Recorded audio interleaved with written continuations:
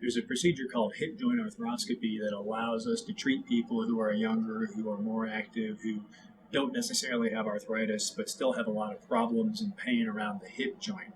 A little background on anatomy is probably appropriate to explain what some of those issues may be. The hip joint itself is made of a ball and a socket. The ball, which is the top of the thigh bone, fits fairly congruently inside the socket, and the ball works with the cartilage and the soft tissues around the socket to allow for motion in the hip joint. Some of the soft tissue structures around the hip and in the hip themselves are things that cause pain for patients. One structure in particular that we're concerned about, that we keep an eye on, is called the labrum. It's a ring of cartilage that goes around the hip joint that with repeated trauma can be injured and can actually cause tears of the labrum. It can actually cause tears of the cartilage.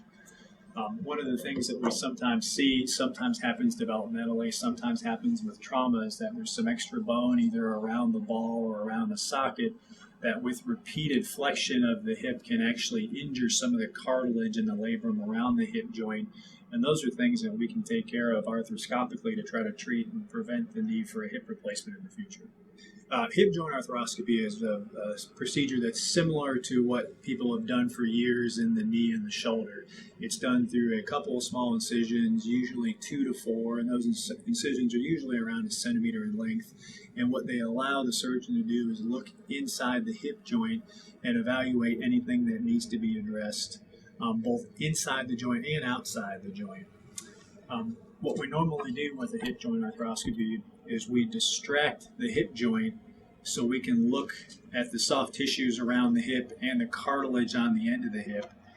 The instruments that we use are all about the size of the end of a pencil, and these allow us to look inside the hip and sometimes do work around the hip, and we can address just about anything that needs to be dealt with except for patients who have fairly significant arthritis. Hip arthroscopy is performed in the operating room under general anesthesia. It is usually an outpatient procedure. Rarely do patients have to stay overnight.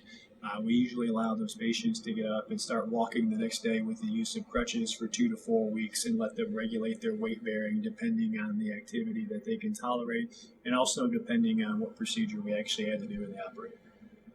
Doing this procedure arthroscopically allows us to do it through a couple of small incisions rather than a large incision over top of the hip joint.